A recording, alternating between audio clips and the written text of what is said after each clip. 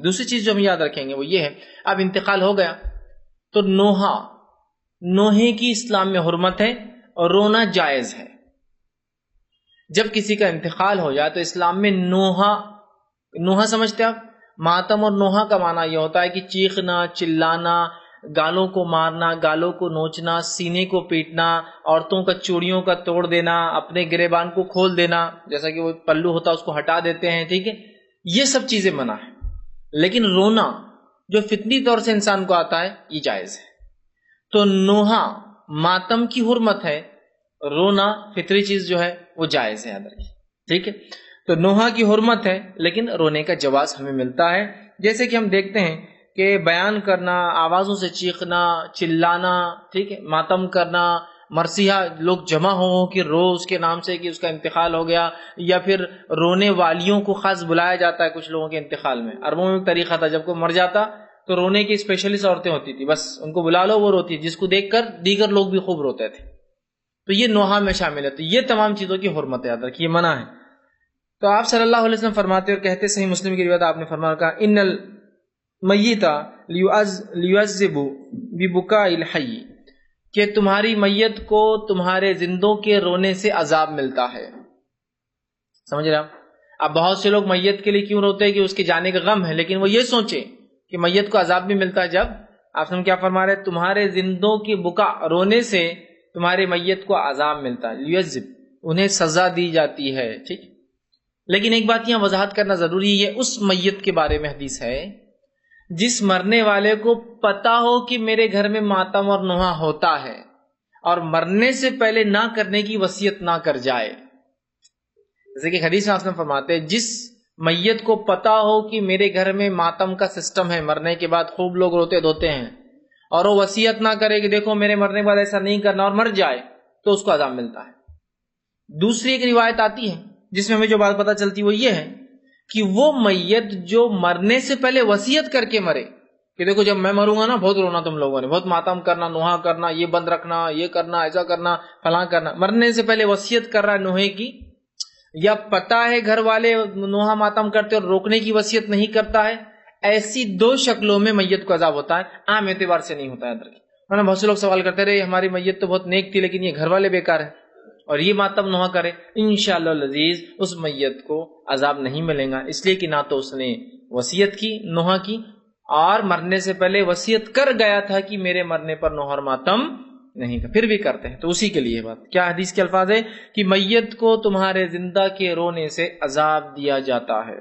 آگے آپ صلی اللہ علیہ وسلم فرماتے، صحیح مسلم کی ہی روایت ہے، یہ بھی آپ نے فرمایا اور کہا، جس پر بین کیا جائے، واس کیا جائے، چلا چلا کر رویا جائے، بتایا جائے کہ ایسا تھا، اتنی نہیں کیا کرتا تھا، وہ ہوتا ہے نا پورا قصے اور قصیدے گاگا کے روتے ہیں، جس پر بین کیا جائے، قیامت کے دن اس بین کی وجہ سے اس پر عذاب ہوگا، مطلب مرنے کے بعد بھی ہوگا، قیامت کے دن بھی ہوگا۔ یہ بھی اسی آدمی کے لیے ہے جو مرنے سے پہلے وصیت کر کے نہ مرے کہ میرے بعد رونا نہیں، حالانکہ اس کو معلوم ہے، اسے گھر میں روتے ہیں لوگ، نوحہ اور ماتم کرتے ہیں، یا جو خود وصیت کر کے جا رہا ہے دیکھو میرے مرنے کے بعد بہت رونا دھونا تم نے، اس کے لیے انشاءاللہ عزیز جو ایسا نہیں کیا انشاءاللہ اس کو نہیں ملے گا، لیکن پھر بھی ہمیں احتیاط کرنا چاہیے نوحہ کرنے سے، ماتم کرنے سے، ورنہ میت کو عذاب ملتا ہے۔ تو قیامت کے روز اس میت کو عذاب ملے گا جس کے مرنے کے بعد بیان کر کر کے اس کی اچھائیاں یا اس کی نیکیاں یا اس کے بارے میں کہا جائے، اس کو عذاب دیا جاتا ہے، ٹھیک۔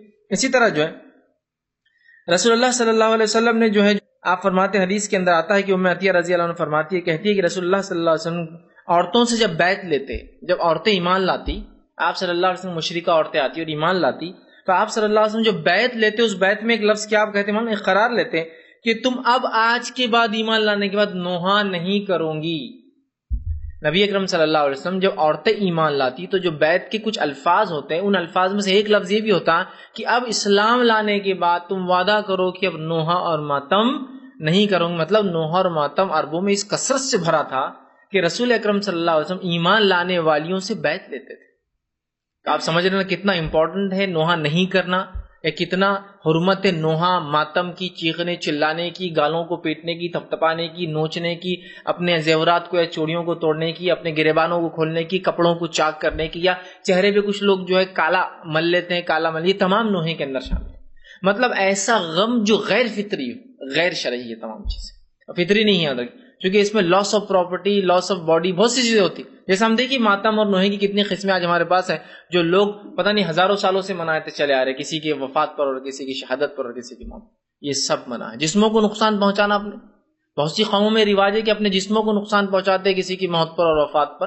ٹھیک ہے، جیسے کہ شاہان اور بادشاہ اگر مر جائے تو اپنے ہاتھوں کو کاٹتے ہیں، چہروں کو کاٹتے ہیں، خون نکالتے ہیں. یہ تمام تر غیر اسلامی چیز ہے، اسلام نے اس کے تعلق سے منع کر دیا. ٹھیک. اسی طرح آپ نے فرمایا کہ جو نوحہ اور ماتم کرے وہ ہم میں سے نہیں ہے، وہ مسلمان ہی نہیں ہے. چونکہ نوحہ اور ماتم کے خلاف رسول اللہ بیعت لیتے تھے عورتوں سے، چونکہ عورتیں کثرت سے کرتی، اس وجہ سے ان سے لیا جاتا تھا. سمجھ رہے بات. اسی طرح جو ہے آپ صلی اللہ علیہ وسلم فرماتے اور کہتے ہیں، صحیح بخاری کی روایت ہے، آپ نے فرمایا کہ میں اونچی آواز کرنے والی، سر کے بال نوچنے والی اور کپڑے پھاڑنے والی سے بری ہوں. میں ایسی عورتوں سے بری ہوں جو اونچی آواز میں مرنے کے بعد جو چلا چلا کر بیان کر کے روتی ہیں. پھر فرمایا سر کے بال نوچنے والی، کسی کے مرنے کے بعد سر کے بال کھول دیے جاتے، لوگ نوچتے ہیں. اور کپڑے پھاڑنے والیوں سے بری ہوں، مطلب ایسی عورتوں کا ہم سے یا مسلمانوں سے کوئی تعلق نہیں جو کسی کے مرنے کے بعد نوچے، کپڑوں کو پھاڑے اور اپنے بالوں کو کھولے. اور یہ عام طور سے آج ہم دیکھ رہے ہیں مسلمان اس کو کر رہے ہیں، مسلمان کر رہے ہیں. اور بالکل اتنا نوحہ اور ماتم ہوتا ہے کسی کے مرنے پر کہ ایسا لگتا ہے کہ بھائی یہ ہماری چیز تھی، تم کون ہوتے لینے والے. جبکہ ہونا یہ چاہیے جس کی چیز تھی اس نے لے لیا، وہ چھوڑ کر اتنا نوحہ اور ماتم، ایسا یہ ہم نے بڑا کیا، ہم نے پالا، ہماری چیز تھی، تم کون ہوتے لینے والے. جبکہ ہم تو یہ پڑھتے ہیں انا للہ و انا الیہ راجعون، ہم اللہ کی طرف سے اللہ کی طرف جانا، اس کی چیز تھی اس نے لے لی. ٹھیک ہے، تو یہ نوحہ ماتم اس کے خلاف ہوتا ہے کہ یہ تو ہماری چیز تھی، آپ کون ہوتے لینے والے.